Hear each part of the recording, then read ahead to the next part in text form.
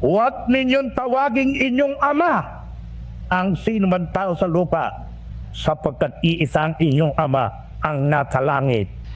Ahas po yun na. Oo. Pero dapat kayong magkaduda sa ahas na yan. Bakit? Nakakita na ba kayo ng ahas sa inyong mga probinsya na nagsasalita? Wala niya. Pero itong ahas na ito, nagsasalita at marunong magpaliwanag ng laban sa gusto ng Diyos. Uwe, sinong ahas ito?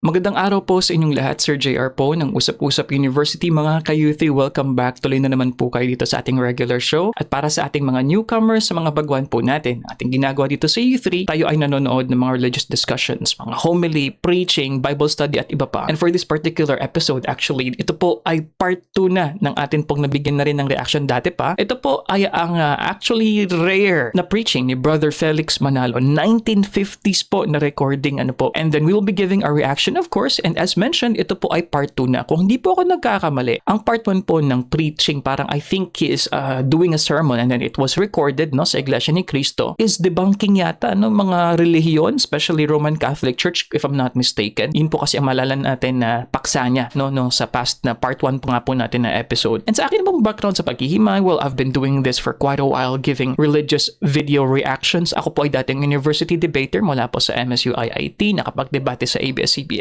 member ng isang international public speaking organization at naging representante ng Pilipinas sa isang komperensya na inorganisa ng Harvard University sa Amerika. Mga ka-youthie, I think aware din po kayo, hindi po ako member ng Iglesia ni Cristo. Isa lamang po akong hamak na video reactor.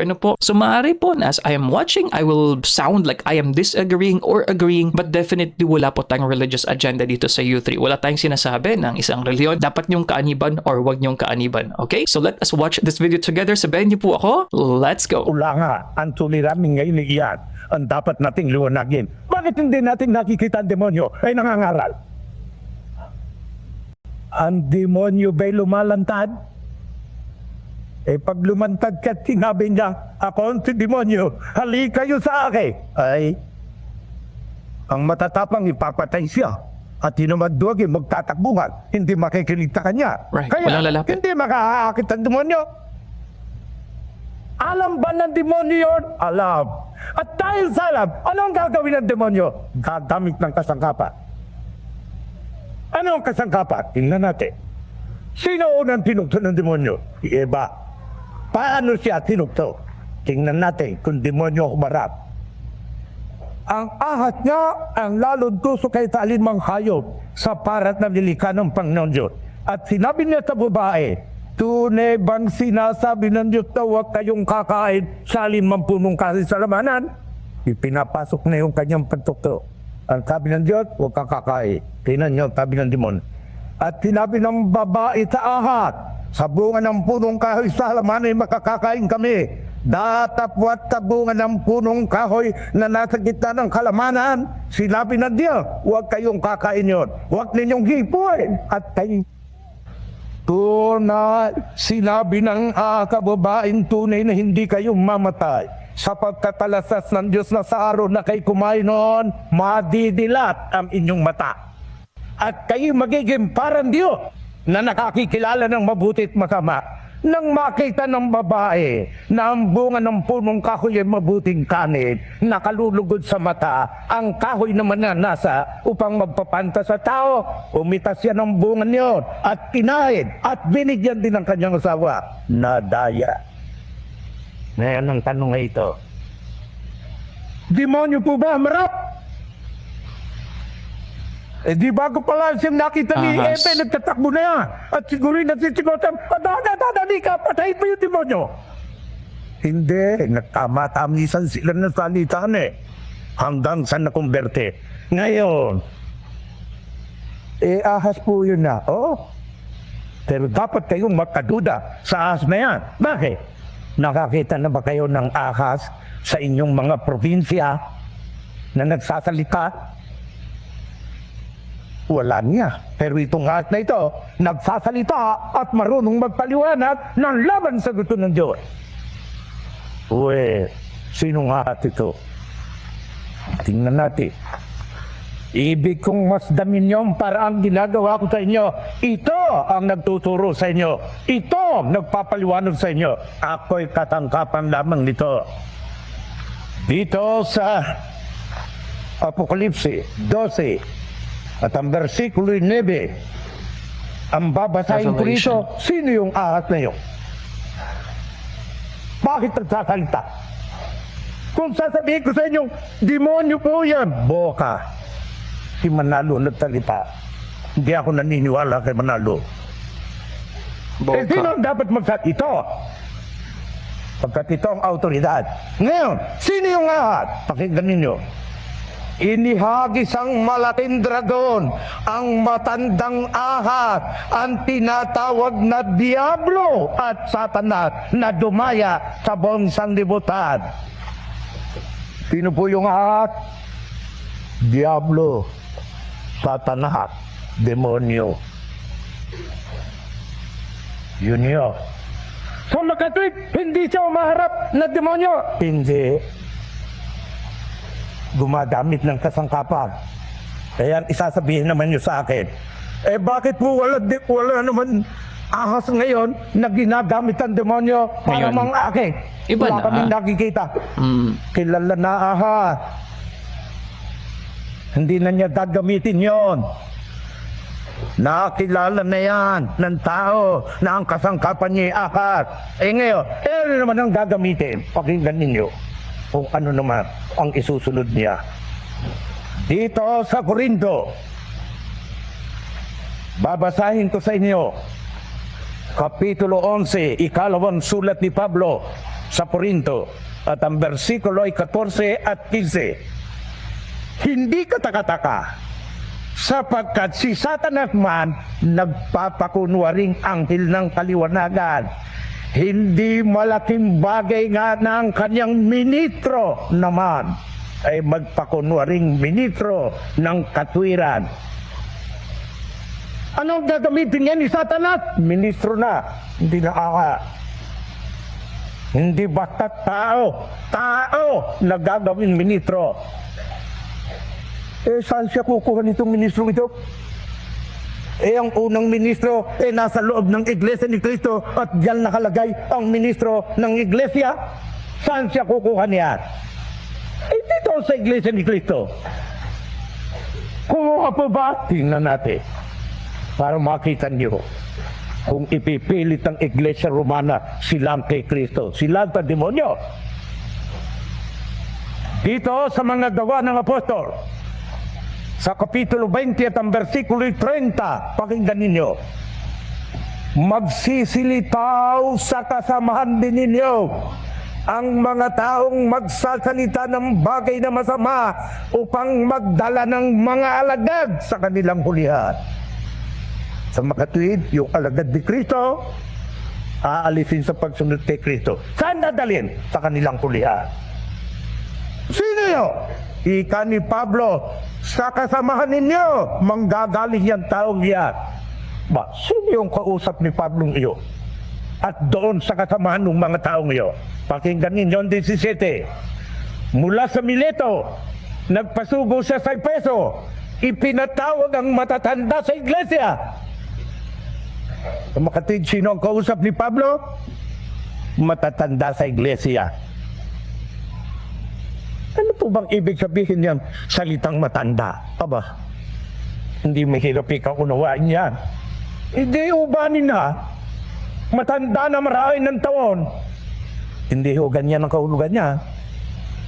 Itong ating Tagalog, kung minsan niya walang katapat, pagka itinapat mo, hindi tumutugon sa talagang ibig sabihin. Sa Ingles, ang tawag dito, elder. Ano po ang kahulugan sa katila noong elder? Ito, dito rin. Pakinggan ninyo sa versikulo 28. Ingatan ninyong inyong sarili at ang buong kawan na sa kanila ginawa kayo ng Espiritu Santo na mga obispo. Sino po yan? Kausap ni Pablo, mga obispo. Pinulong niya, tinipon niya, ipinatawag niya. At ano ang sabi ni Pablo? Sa kasamahan ninyo, sa makatuwid tsaka sa mahal ng mga obispo. Ano, lilitaw yung tao. Nano, aalisin ng tao sa pansunod kay ito. Dadalhin sa kanila.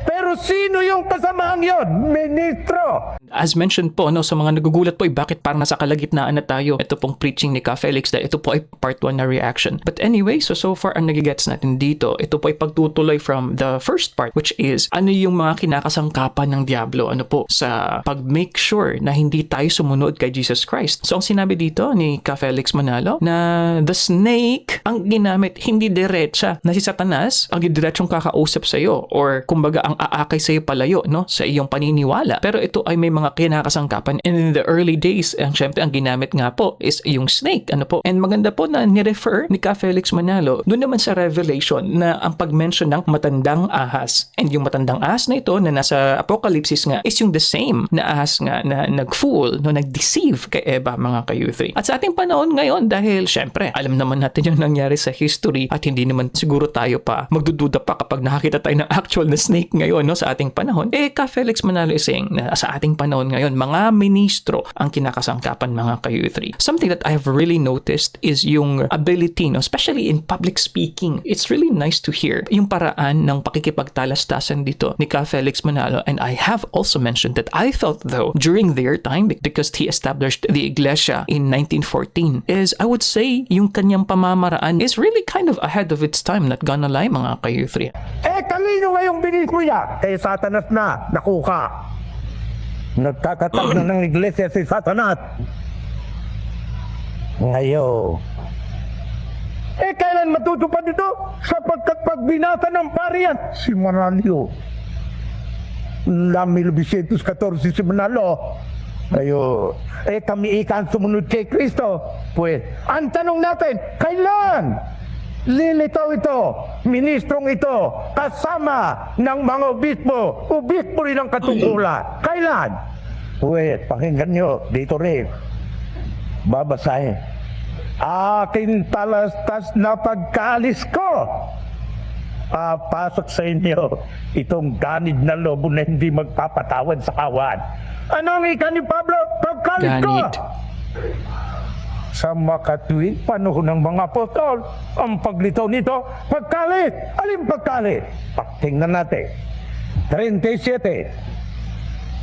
Silang lahat ay nanangis ng di kawasas at nagsiyakap sa laig ni Pablo at sihinag kanila. At ikinahapis na lalo sa lahat ay ang salitang sinabi niya. Hindi nila na makikitang muli ang kanyang mukha. Anong pagalis yan? Ika ni Pablo, hindi na nyo makikita ang mukha ko. Nag-iyakan ng mga kapatid. Niyakap si Pablo sa laig at tigas na pananitan. Bakit kaya hindi na makikita ang kanyang mukha? Pues, ibig kong makita ninyo ang nagpapaliwanag dito yung Biblia ang pinaliliwanada. Hindi si Manalo. Ako hindi protestante. Kung magpaliwanag ay propos. Dito sa Kapitulo 4, ikalawang sulat ng Apostol Pablo kay Timoteo. Pakinggan ninyo. Ang ating babasahin, yung salitang pagkaalis ko na hindi na makikita ang aking mukha ng kaulugador. Hindi tayo magbibigay ng kaulugan niya. Sapagkat ako'y iniaalay na at ang panahon ng aking pagpanawi dumating na.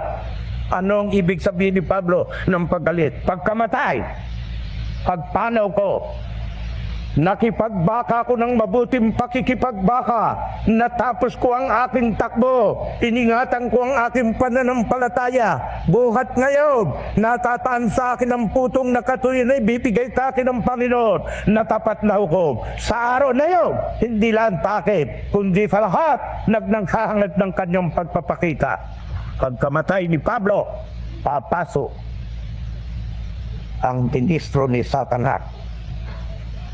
Magiging kasamahan ng mga obispo. At kung kasama nila, yan ang gagawa ng pagtalikod. Pero sino yung ministrong yan? Kakangkapan ni Satanas. Ngayon, noong po bang panahon ng mga apostol ay gumagawa na? Gali, pare, isabihin mo si Manalo yan. Paano magiging si Manalo? Niyong kanununo ako, hindi pa pinanganganak, no? Tingnan natin. Dito sa Thessalonica, ating titingnan ng sinasabi, ikalawang sulat ni Pablo sa Thessalonica, ang kapitulo ay 2 at ang versikulo 5, 6, 7. Pakinggan ninyo. Ang wika, hindi ba ninyo nalalaman, si Pablo rin na nagsasalita, ang kausap ni Iglesia, hindi ba ninyo nalalaman nang ako'y kasama ninyo, sinabi ko sa inyong bagay na ito? Ngayon, nalalaman ninyo ang nakapipigil upang siya mahayag sa kanyang talagang kapanahunan, sapagkat ang hiwaga ng kasamaan gumagawa na lamang may nakapipigil hanggang sa alisin ito. Kumakasin, panahon-panahon mga apostol, meron ng tilusan na isinasagawa ang Diablo, gumagamit na ng ministro para italikod sa Diyos kay Kristo ang kanyang iglesia. Si Manalo ba yun? Panahon-panahon mga apostol? Panahon-panahon ng mga apostol, unang siglo. Kailan ako ipinanganak? Ika-20 siglo. 1886. Paano magiging si Manalo? Pues, nariyan. Entonces, panahon ng mga apostol. Sino yung papasok? Lobo. Saan dadali ng mga alagad ni Kristo? Diyan, sa ulian nila, alisin kay Kristo. Basahin nga uli ninyo, Ginoong Manalo, para maarinig namin talaga yung sinasabi ninyong lobo papasok sa iglesia. Hindi lobo yun. Sinabi ko na sa inyo, ubit mo yun. Komparable lang siya sa lobo. Kinukumpara. Bakit? Dahil sa ugali. Pakinggan ninyo. Alastas ko ng pagkalit ko'y magsisipasok sa inyo ang mga ganid na lobo na hindi magpapatawad sa kawan. Papatay ng tao. Lahat ng hindi sumangayon sa kanilang gusto, patay. Paano nung papatay? Ba may inkisisyon nyo? Ikalawang gobyerno kasama. Si Rizal. Sumasangayon ba?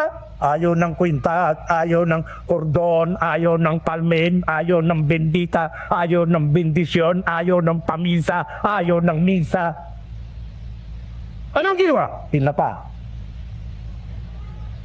Paano makikilala itong lupong ito? Hindi ba tayo pinaliliwanagan ng ating Panginoon Kristo kung paano natin makikilala yan? Pinaliliwanagan tayo.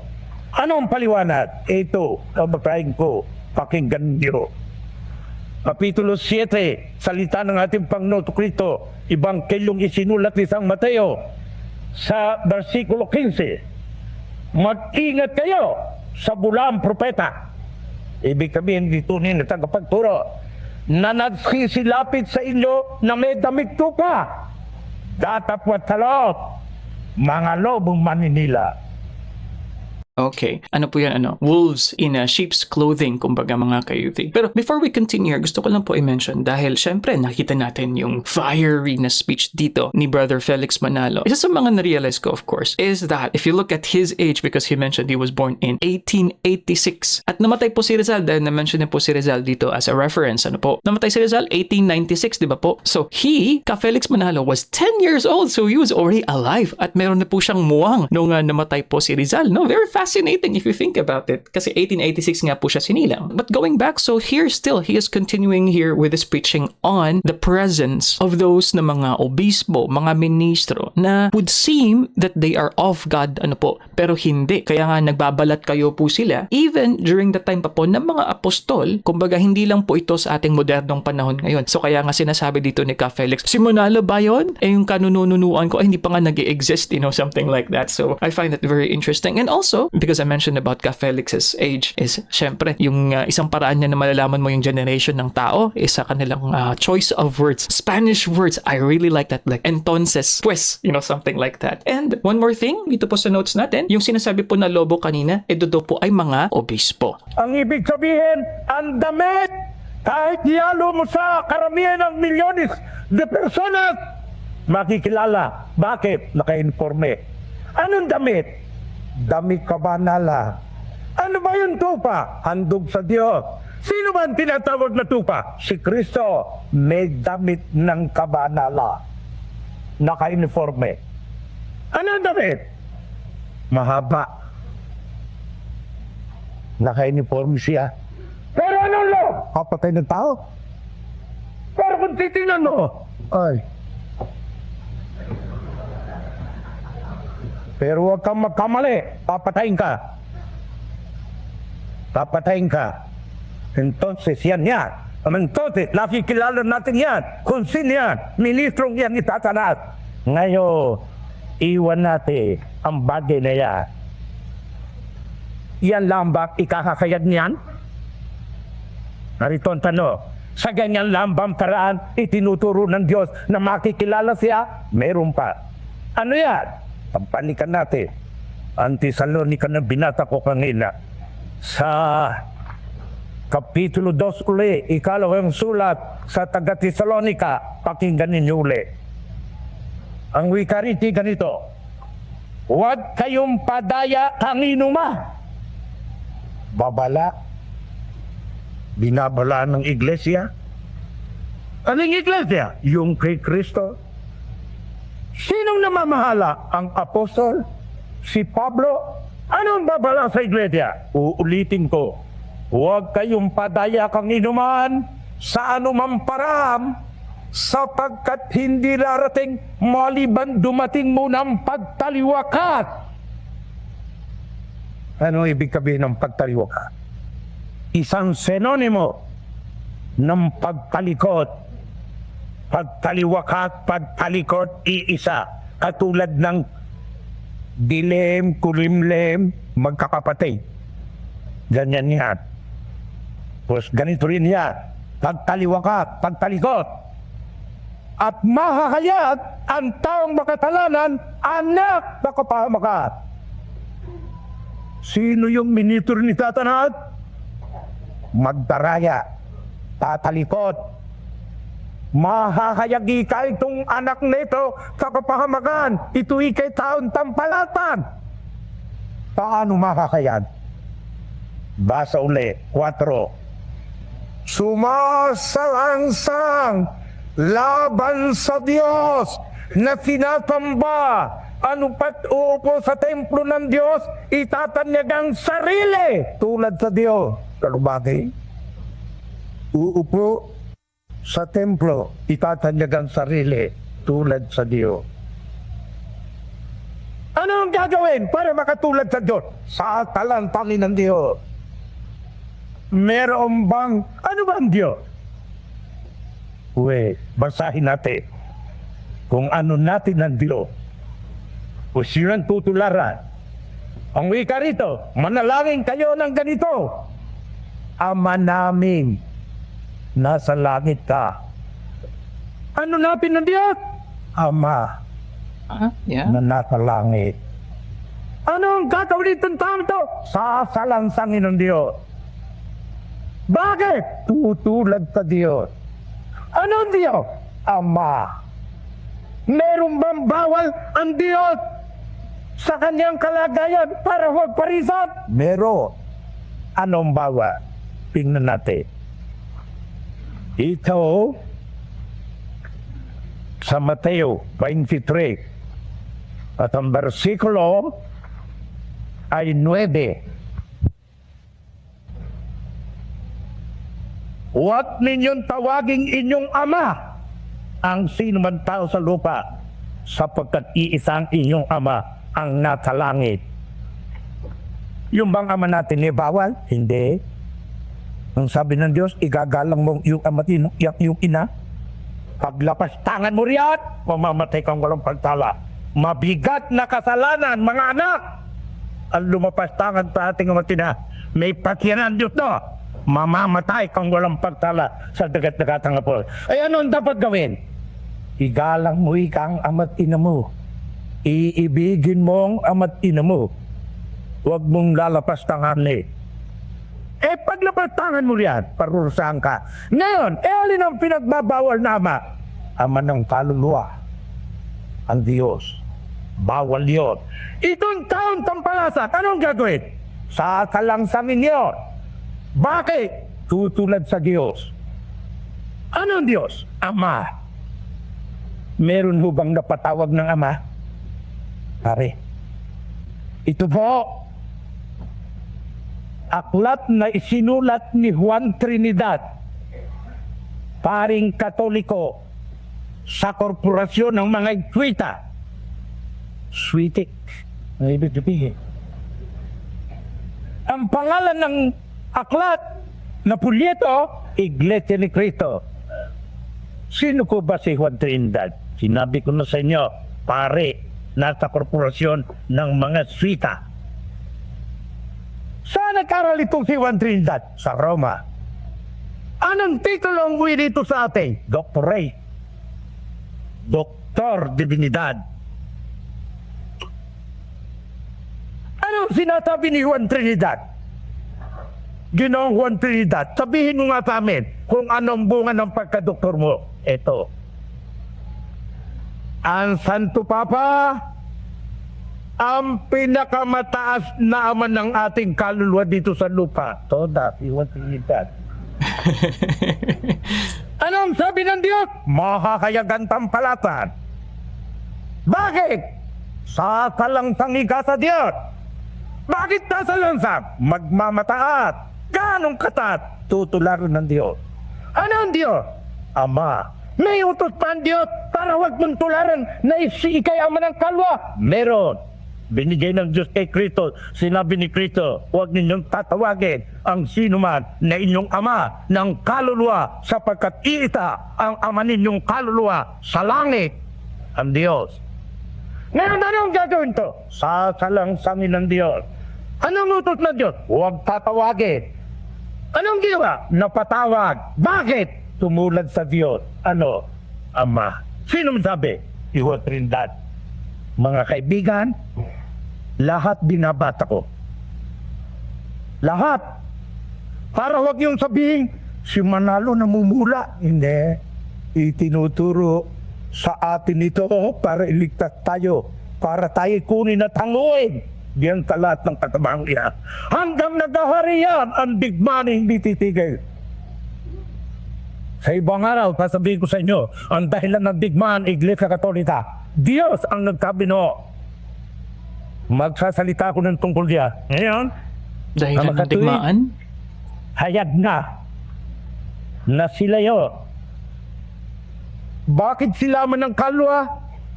Pakalili kami ng Diyos dito sa lupa. Senyor, di ang Diyos ay pasado. Sapagkat, dito sa atin mayroong nakikinig, ex-representante ng Baguio. Ayo, may inuang pagkasandal. Kung sino yan? Si Ginoong Jose. Yan ay isang representante. Ano ngayon? Pasado na. Bakit? Hindi na yan. Representante ng Baguio. Nahalinhan. Siguro, katulad din yan ni Ginoong Jose. Okay. Felipe Jose. Alright. Napalitan siya. Before we continue mga kayuti, very fascinating na nag-name drop din po pala si Ka Felix Manalo dito sa kanyang mga speeches, sa kanyang sermon nga. Pero just before that, gusto ko lang po i-recap yung mga nagets natin so far. Ano po ba yung ibig sabihin nun? Ito po yung handog sa Diyos. So, kumbaga, ito po mga sinasabi niya na mga kay Satanas po na mga obispo, mga ministro. So, sila ay nagdadamit ng kabanalan po, mga kayuti. And like what I mentioned, so this is indeed a debunking ng Roman Catholic Church kasi makikita niyo po talaga na yung mga referensya po na sinasabi ni Ka Felix, Ama, sino sinasabi na Ama? Huwag niyong tawaging Ama. Di ba po, ang mga pare ay tinatawag ng mga Father.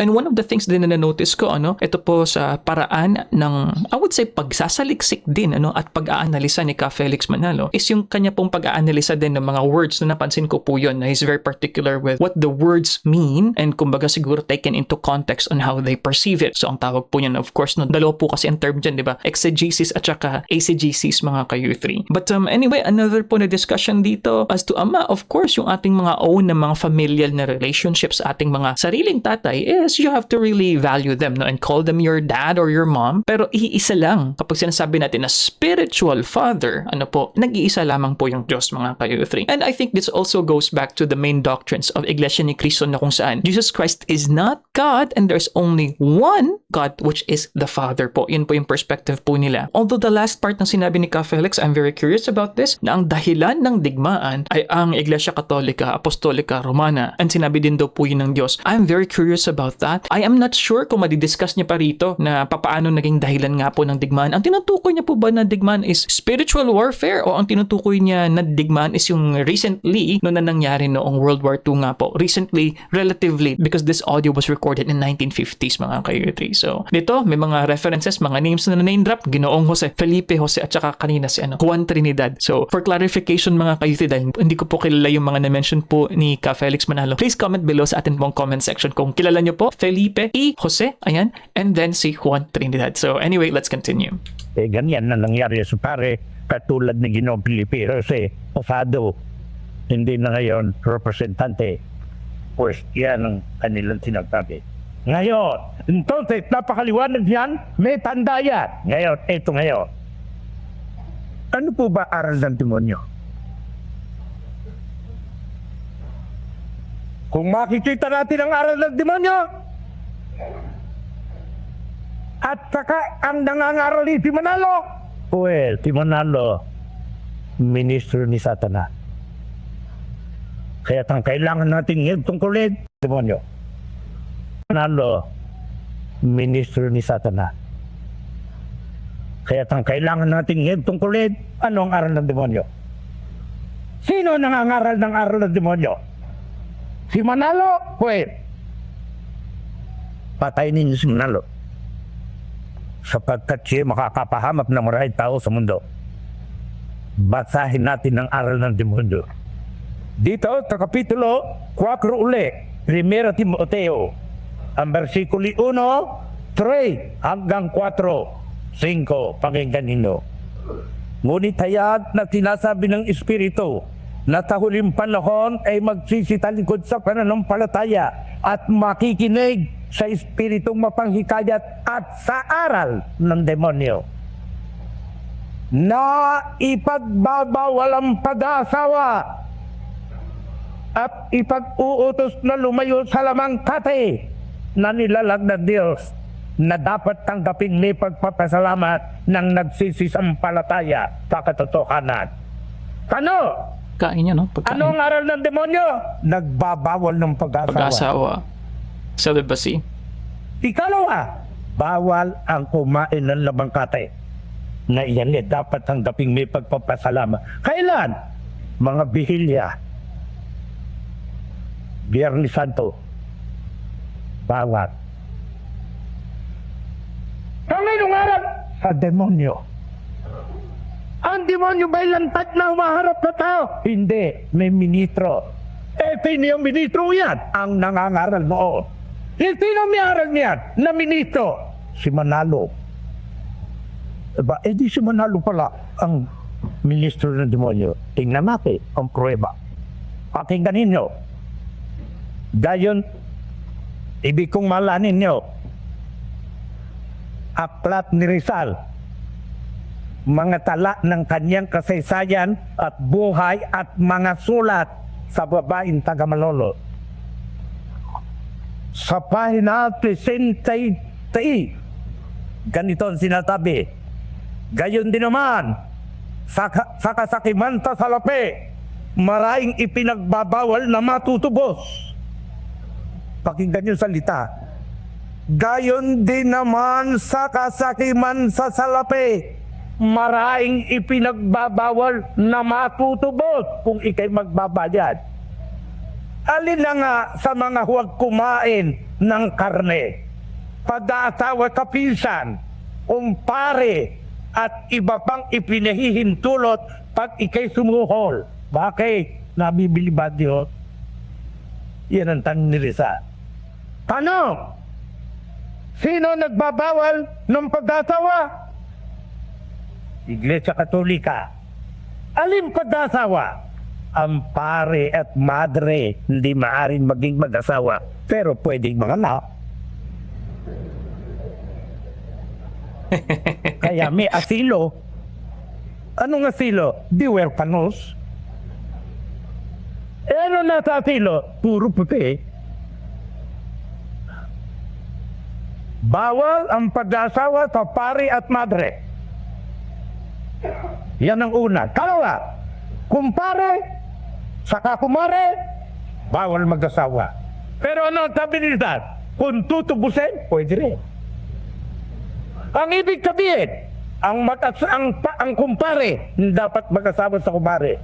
Pero, sumuhol ka sa pare, pwede. Kaya ang ika ni Rizal, aba, nabibili ba Diyos? Yan ang mga punan ni Rizal sa Iglesia Katolika. Huwag kayo kang kumain ng karne kung mga bihilya at mga Biyernes Santo. Pero magbayad ka lang ika ng bula dekomposisyon. Pwede ka na kumain. Really? Interesting. Bakit ipinagbabawal? Para ikay makasuhol. At kung sumuhol, hindi bawal. Sa makatita noon dahilan ng pagbabawal, suhol. Sa pare, talagang bawal. Ang disiplina ng iglesia, ipinatutupad buhat pati mo simula sa pamagitan ng pagbabawal sa mga sardote ang mag-asawa pagpatapos na sila ordinahan. Sa mga tuwid, bawal. Kanino po ba ang aklat niyan? Cardinal Gibbons. Ano pong tawag sa aklat na yan? Dalawa. Sa Tagalog, ang pananampalataya ng ating ninuno. Sa Ingles, sapagkat yan ang pinanggalingan, the faith of our Father. Sino ang sumulat? Cardinal Gibbons. Sino ang tumagalog? Isa rohong profesor. Nagkamali ako. Profesor. Saan profesor? Sa Santo Tomas. Sino po yun? Yun daw pong si Alejandro, taga Malabo. Siguro na po ninyo, hindi nata ako marunong Malabo. Kaya natabi ito yung Malabo. Mangyari, magandang pagtamnan ng kapanatisimuhan. Kaya Malabo. Diyan ay tatanim na mabuti ang panatit mo. Kaya't ang lahat ng karamihan ng mga tao riyan, o kayong magagamit naman, ay Malabo. Ito, bawal. Ano yung aral yan sa demonyo? Ang karni po ba'y bawal? Bawal, ika na Rizal. Pero magbayad ka, hindi na bawal. Aral ng demonyo. Kung ganyan, aling iglesia ang lumitaw sa mundo, hahalili ng iglesia ni Cristo, pagkalis ng mga apostol, nagbango, iglesia ni Satanas. Anong palalat ng iglesia ni Satanas? Laganap. Sino ang laganap? Si Satanas. Laganap sa buong mundo ang nadaya. Entonces, tama. Ang gandihan at dahil paliwanag ko, hindi po totoo ng Iglesia ni Cristo ay yan ang Iglesia Katolika. Hindi ho. Yan ang iglesyang itinatag ng Diablo, itinalitod sa pananampalataya kay Hesus Kristo. Kundi dahil sa pagkatalikod na yan, siguro si Rizal, kung namatay man sa sakit, hindi sa bitay. Bakit napatay si Rizal? Ang katalanan ni Rizal, ipinakitang mali ang Iglesia Katolika. Hindi tunay na kay Kristo, hindi tunay na sa Diyos. At dahil do, yan ang kasalanan ni Rizal, pinatay. Anong layo ni Rizal at ipinalitang kanyang buhay niya? Ika ni Rizal, ang kabanalan. Sundin ng matuwid. Ano man ang mangyari? Sinunod ni Rizal ang matuwid. Dahil sa pag-ibig na sa kanyang mga kababayan, ipinain ang kanyang buhay. Ang halaga ng kapanatikuhan ay binayaran ni Rizal ng kanyang buhay. Pinakalag sa inyo ang kapanatikuhan. Ika ni Rizal, magbunos tili kayo. Imulat ninyo ang inyong mata. Kaawang kababayan natin. Okay, before we continue here mga ka-youth, something that I have noticed sa style at sa content mismo ng preaching ni Ka Felix Manalo is yung emphasis niya rin sa history, especially kay Rizal. And like what I mentioned, if he was born in 1886, so he was around 10 years old nung binaril nga si Jose Rizal sa Bagong Bayan mga ka-youth. And like what I also mentioned even before na na-notice ko, siguro because this is the defining moment when he was young, and given that we were still under Spain during these times, although of course, nag-fade na yung rule nga ng Spanish sa atin nung panahon na ito. Pero makikita mo naman because of the influence of the Catholic Church, Ka Felix Manalo is saying here that that's the reason, because he was going up against the church. And ang pinili na daan ni Jose Rizal is ang daang matuwid. And interestingly, at the last part, yung sinabi niya na Iglesia Katolika Apostolica Romana is not Iglesia ni Cristo. It's not the same. However, I would be very honest, mga ka-youth, these kinds of preachings are quite hard-hitting towards Roman Catholic Church. I'm not gonna lie, dahil po tahasang sinasabi dito ni Ka Felix Manalo, anong iglesia ng Diablo? Laganap. Alam naman po natin, ang ibig sabihin po ng Catholic is laganap, universally speaking. And other po na mga Spanish words that I really enjoyed, although may term doon na Tagalog kanina, malabok. Please comment below what that word means. Na-mention niya yung mga old words like vigilia. Ayan, vigilia is fasting, from the Spanish word vigil. Asilo, oh my, this is a very old verb, very traditional. Tahanan, something that is a safe haven, kumbaga asilo, Ang kanyang pinagpakamatayan ng buhay. Ulang nilagyan pa ng sungay si Rizal. Sa isang labat ng sentinel, nilagyan ng karikatura, at ang karikatura nito, si Rizal may sungay. At ang naglalagay ng sungay, isang bata. Anong ibig sabihin? Sa susunod na sali ng laki sa pagtuturo sa eskwela publika ng Iglesia Katolika, lahat ng bata hindi kikilalanin si Rizal na bayani. Ako, hindi lang bayanin pagtapilal ko, banal. At sa kabanalan niya, pinamuhunan ng buhay. Anong kabanalan sa sumunod sa matuwid? Mapahamak man ang kanyang buhay. Siya ay katulad ng ating Panginoon Kristo. Siya ay katulad ng mga apostol. Dahil sa pagsunod sa katwiran, binigay ang kalabuhay.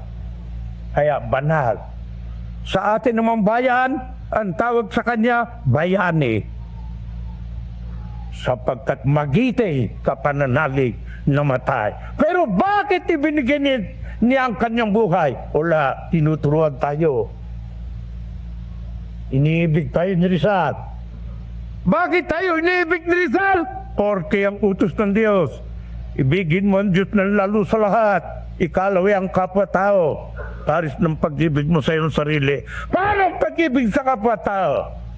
Hanguin mo siya sa bilangguan ng kadiliman. Buksan mo ang kanyang mata ng pag-iisip. Liwanagan mo nang huwag siyang dayay, nang huwag siyang mapahamak. At para yan may takatuparan ni Rizal, itinaya ang buhay. Kaya't sa akin, si Rizal na katulad ng ating Panginoon Kristo, katulad ng mga apostol, mga kaibigan, mga kababayan, mga kapatid, mga panoohin, yan din ang layong ko. Sa pagsasalita ko sa inyo, hindi ko kayo akitin sa akin. Kung kayo akitin ko sa akin, sasabihin ko ang kuro-kuro ko.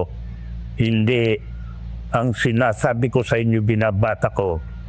Dito po kayo hinihikayat. Dito kayo manluwalha. Ang ibig ko, lumapit kayo sa Diyos. Ang Diyos ang pagkukulan ninyo. Pagkat sa Diyos kayo mananagot, hindi kayo mananagot sa Iglesia Katolika. Ang Iglesia Katolika, ipinahama kayo. Dahil yan, magbago tayo. Ang ating kaluluwa iharap natin sa Diyos. Magsuri tayo. Maglingkod tayo sa Diyos ayon sa kanyang gusto. Huwag sa turo ng tao. Yan ang ibig kong mangyari. Yan ang dahilan kung bakit ang Iglesia ni Cristo sa pagkamba may pag-aaral na katama para ang tao maakay sa matuwid huwag madaya, sumunod lang sa Diyos, sapagkat ang kabanalan ay ang salita ng Diyos. Maraming salamat sa inyo. Tapos po. Okay, mga ka-youth. So dyan po nagtatapos ang ating episode ngayon. Ayan, so malamang po sa mga supporters ng Iglesia ni Cristo at sa mga supporters din po ni Ka Felix Manalo, you can type there sa comment section, bitin, ano po. Pero ito na po ay part 2, like what I mentioned. So please check out yung atin pong first video, no? Meron na po tayong part 1 at ito po ay pagtutuloy. And obviously, this is a great po na debunking of the Roman Catholic Church. Taas ang sinabi po talaga ni Ka Felix Manalo na ang atin pong relihiyong kinamulatan, no, ng mga Pilipino dahil nga dala na rin ng kolonisasyon is ang Catholic Church nga daw po ay sa demonyo, sa Satanas po. And nagpapalit ng anyo ang Satanas, ang Diablo, dati ahas, matandang ahas according sa Apokalipsis, matandang ahas according sa Apokalipsis, di ba? Pero Ka Felix Manalo is saying na sa panahon ng mga apostol, for example, ay ito na yung mga obispo. And sa ating panahon, mga ministro, mga father, na hindi naman daw spiritual father, pero nagpapatawag na ama, which is according kay Ka Felix Manalo, is labag, no, sa sinasabi ng Biblia, mga ka-U3. Anyway, hindi ko na po maulit lahat po ng aking mga interruptions, ano po, because I was watching the video in real time, and syempre, dalawang parts po yan, so hindi ko na po marirecap lahat. Anyway, I enjoyed listening to this preaching, and I would say na Ka Felix Manalo really has a very high energy. Kung napansin niyo po, sumisigaw na siya, no, sa kanya pong pakikipagtalastasan, ayan, sa kanya pong sermon. And nakikita din natin na similarity sa mga modern day na mga Iglesia ni Cristo ministers. If you remember, I gave a reaction to Brother Arnel Tumana na yung speaking style nga oratorical, mga kayutik. You know, something like that. But anyway, if you like these kinds of contents, you know, you can watch the video over there, playlist over here, like subscribe kung hindi ka pa subscribe dito sa ating channel. At kung ikaw ay baguhan, ayan, share mo rin ang atin pong videos. And I'll see you guys next time. Peace, bye-bye, see you later.